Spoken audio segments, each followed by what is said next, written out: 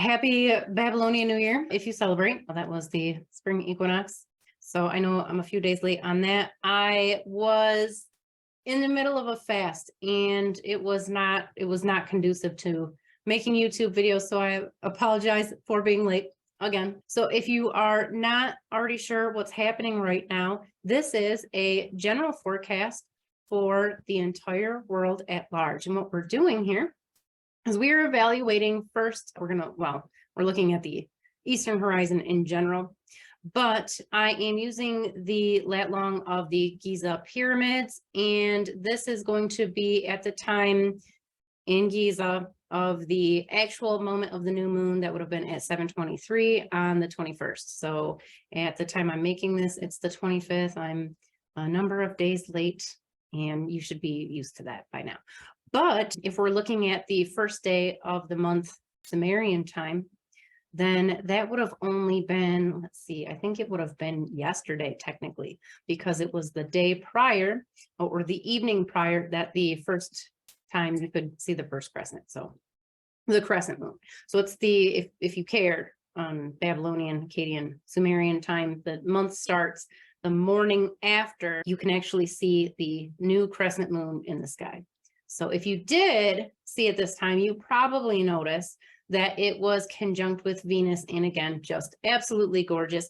If you are blessed and fortunate to live in a country where the sky isn't just full of chemtrails, then you really probably would be able to appreciate the sight. But if you live in the United States, that you might be hard pressed to get a clear view of the sky anymore. Different conversation. We can have that a different day. All right, let me go ahead and get rid of this. I'm just going to walk through the entire month, because what I've learned about myself over the last few months trying to make these videos weekly is that I'm not going to make them weekly. I'm just not.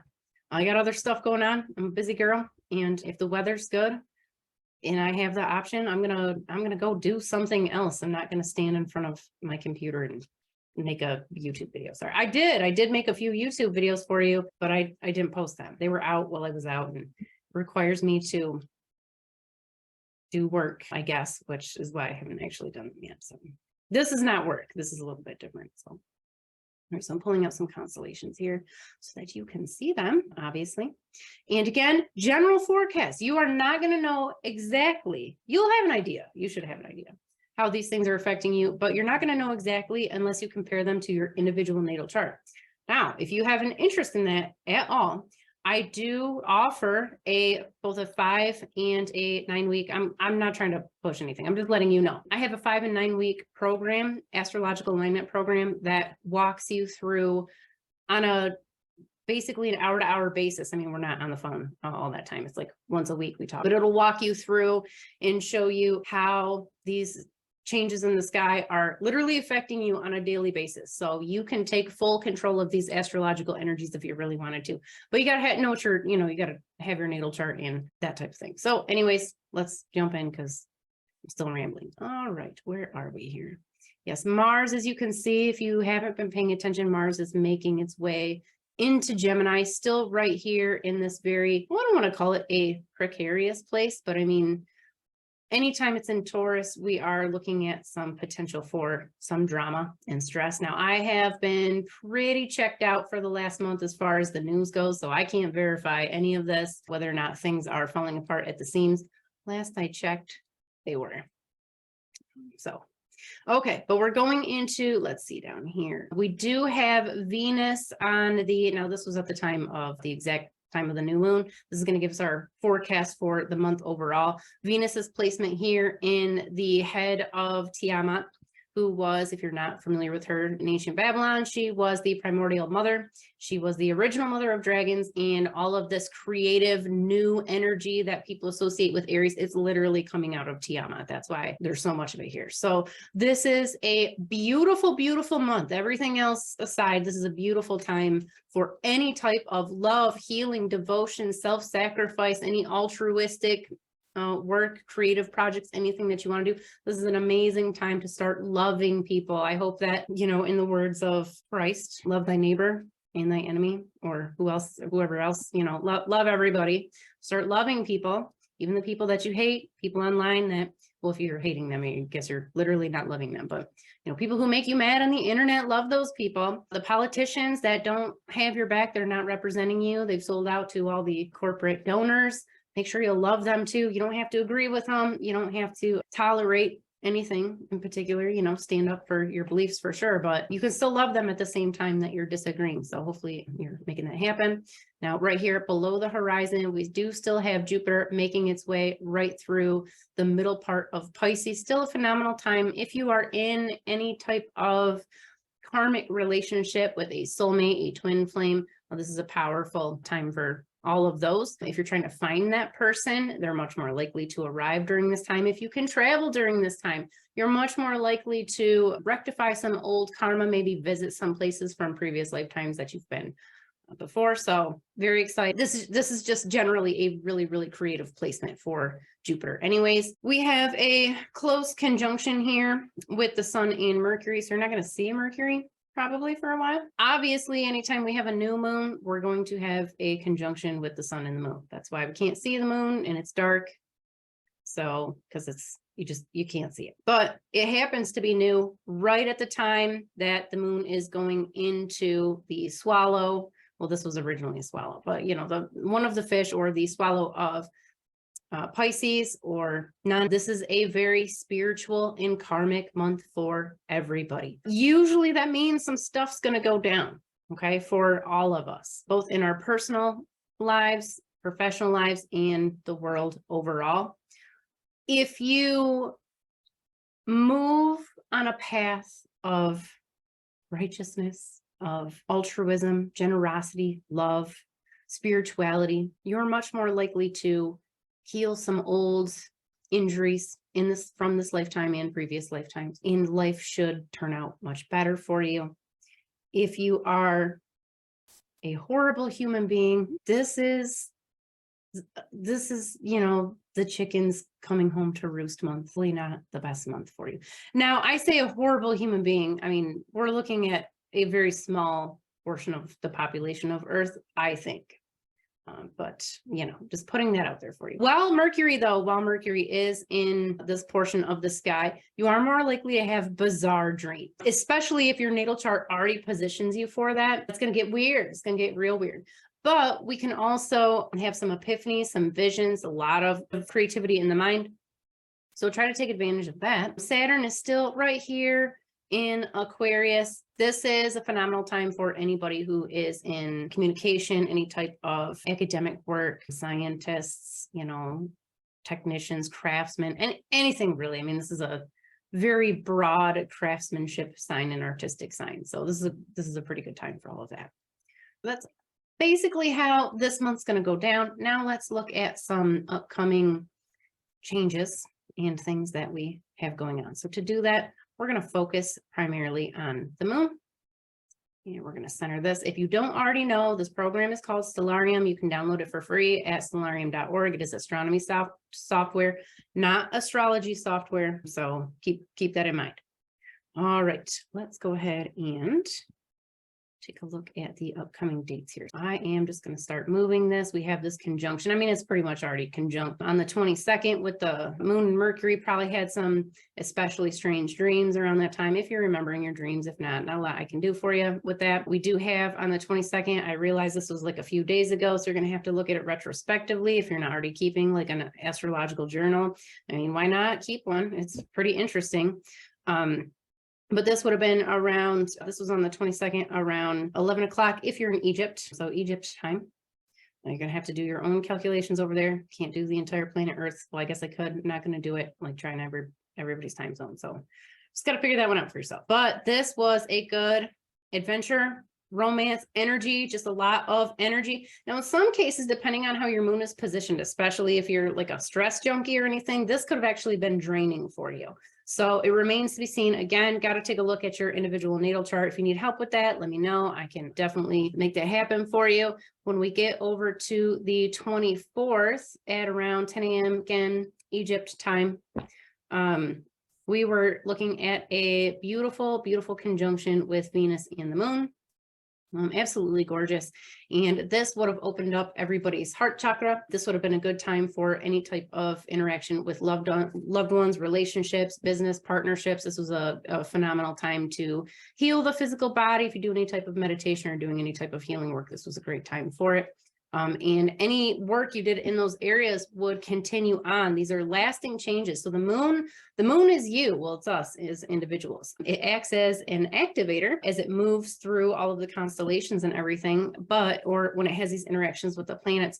But if we take advantage of these energies, that's when we notice we have major changes. So it's kind of like if you want to start a new, I don't want to say diet, but if you want to create some lifestyle changes, you usually don't want to do that and start those when you're on vacation. You would want to wait till the appropriate time when things in life are calm and you can kind of focus on these new changes that you want to keep going.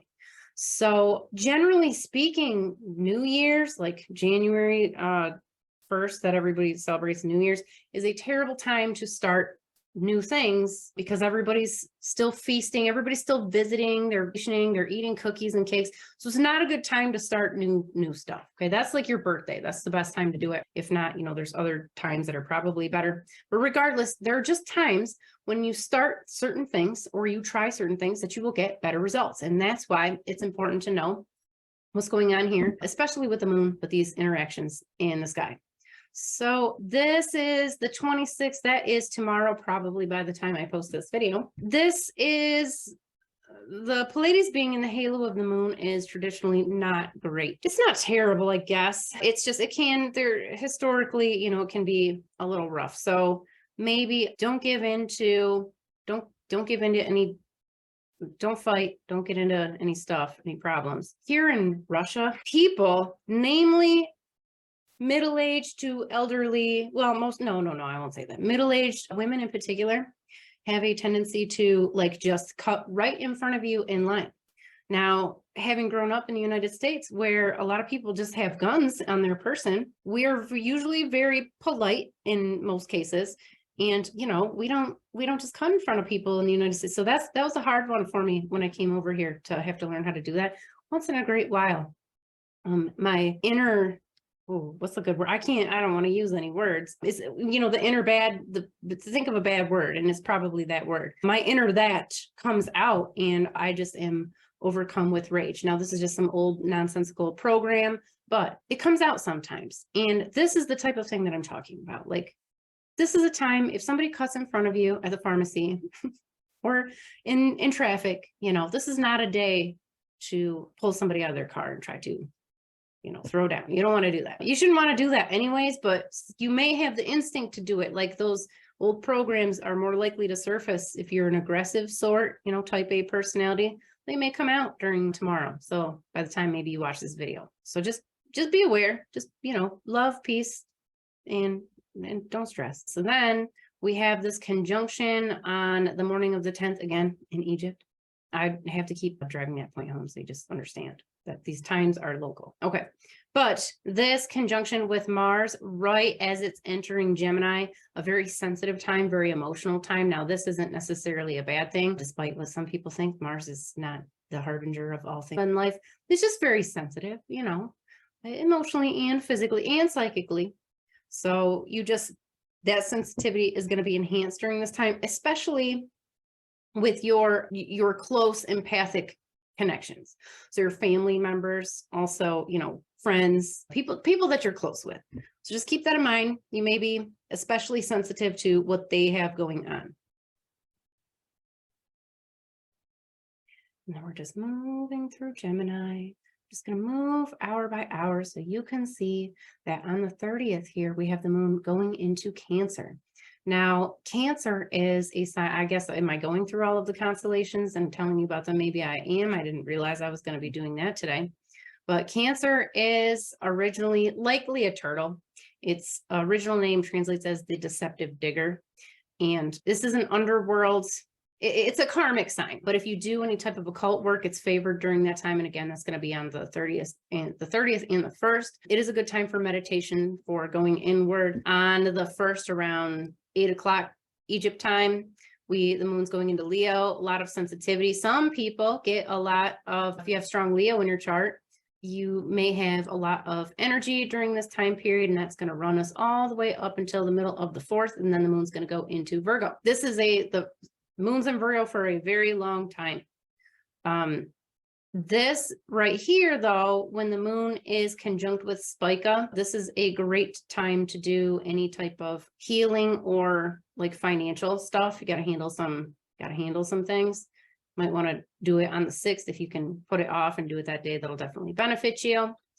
Right. So then, and while the moon is in Virgo, any health, wealth related stuff is probably, or home is going to be beneficial. So go ahead and work on that. And then we go right, honestly, this point from here, usually until right about like this whole area is really Libra. This is good socialization, marketplace. Now, not necessarily that like this is good for your own stuff, but if you're waiting for the collapse of, the market in one of your countries, in the country that you live in, this would be on the 8th, especially a day to kind of pay close attention to what's going on.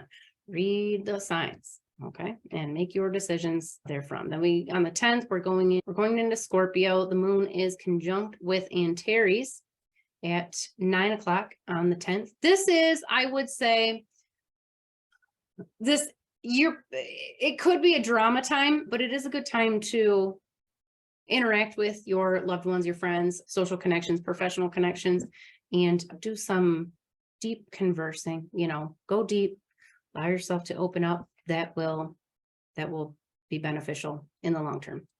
And we do on the 11th quickly transit this bottom part of Ophiuchus. Healing, any type of healing stuff that you want to do is probably going to be good during that time.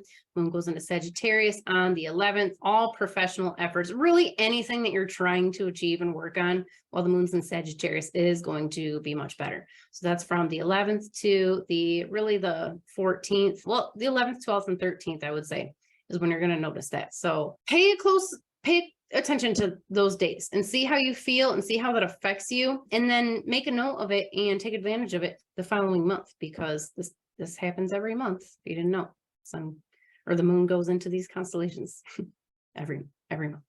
Okay. On the 14th, the moon then goes into Capricorn. Again, this is a good time for love, devotion, putting energy into anybody or anything that you care about, and yourself too. Like, this is a good time for self-care and healing. Get that massage, do that stuff that you promised yourself you're going to do to take care of yourself. It's a good time to do it. And then right around here, we are on the 15th going into Aquarius. This is a creative time, great time to learn. You're waiting on a time to like learn a new language or start, playing an instrument. This is a good time to do it. This is also great because of this conjunction with Saturn. We are also looking at a great time to exorcise some demons. If that's a thing that you're into, you could do it then.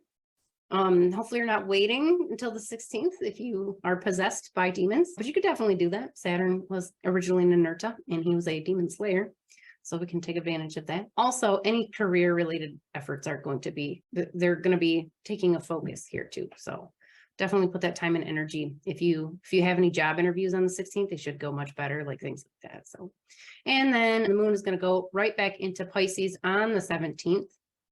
And that's going to kick up all that karma and spiritual stuff, the dreaming. Hopefully, again, you're making a lot of progress by this time next month. And then we get to, yes, Pisces is another extremely long constellation. Then we get on the 19th, we are dealing with a conjunction of the moon and Jupiter. This puts the relationship stuff back into the forefront, especially the karmic relationships. Pay close attention to your romantic relationships on this day because some deep karmic stuff is coming up. So just pay attention to it. And then all of this is going to happen, as you can see, back again on the 20th. Now the moon is conjunct with the sun. And what does that mean? What do we learn? But that means that it is the new moon. And so obviously that's pretty important too. On the 27th, we do have a conjunction with Mercury and Jupiter. A lot of creative energy. If you are waiting to hear from somebody, in relationship wise, and this might be the time, around this time that clicks and you actually get to hear from them. What else do we have over here? Down to the 20th. Okay. On the 21st.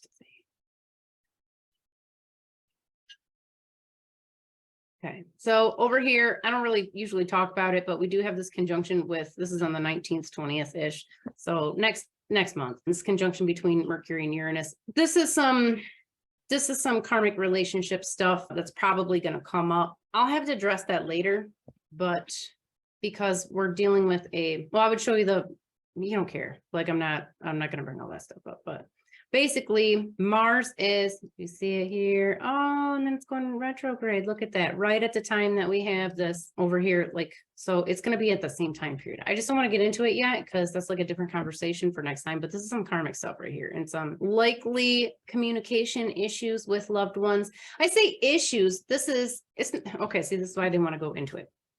It's not a bad thing. It's not a bad thing. On the first, second-ish, we are dealing with, I don't know, I don't have this centered. Sorry about that. Venus is going into Taurus.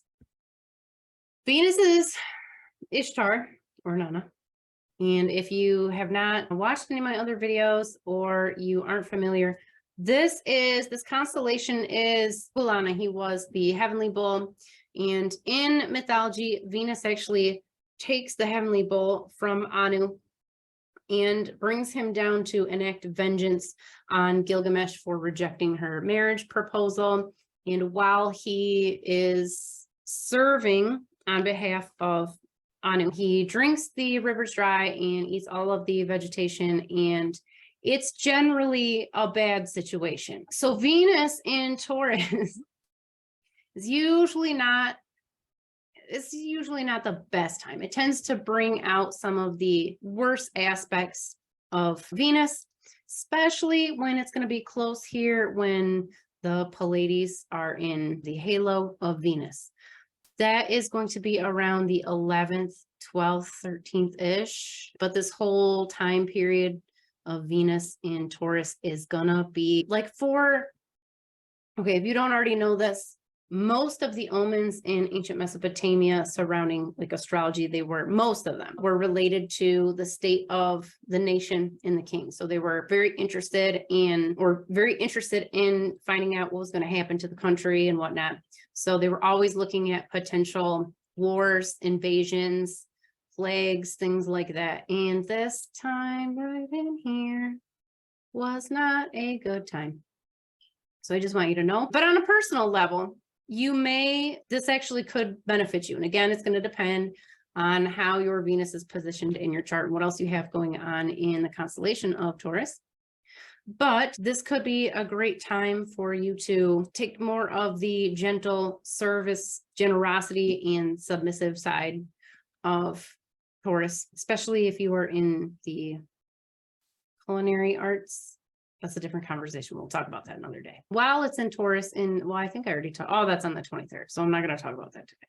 I probably should, because I probably won't get this video up by the 23rd. That's just going to intensify, just so you know, up front, like this is going to intensify all that Venus and Taurus energy with the moon right there. So, yep, that's coming. That's going to happen. Mars is finally going to enter Gemini. I think I already talked about this right around the same time that the moon and Mars are entering Gemini. Mars in Gemini is a very sensitive, very empathic time. Everybody's empathic ability is going to be heightened. This can be problematic when there are major wars going on because the sensitivities are just really, really heightened. It's not great. On a personal level, though, it can really make your relationships much deeper, much more, a lot of bonding going on.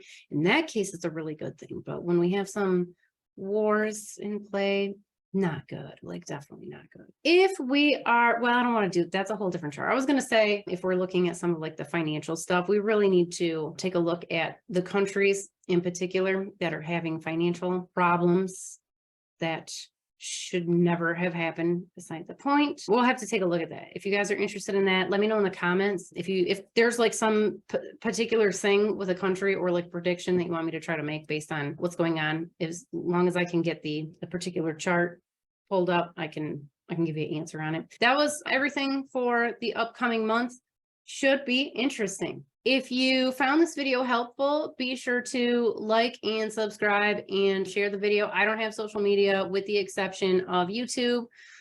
And if you want to share this, that would be great. If you have any questions, concerns, go ahead. If you want to yell at me, feel free to put that stuff in the comment section. I'll put my contact information in there if you want to get a hold of me, or, you know, whatever. I'll just be there. And otherwise, again, Happy New Year. If you celebrate the spring equinox as the new year, Happy New Year. And happy new lunar month. And I hope that this is your best year ever. And why not your best month ever? Let's have this be your best month ever.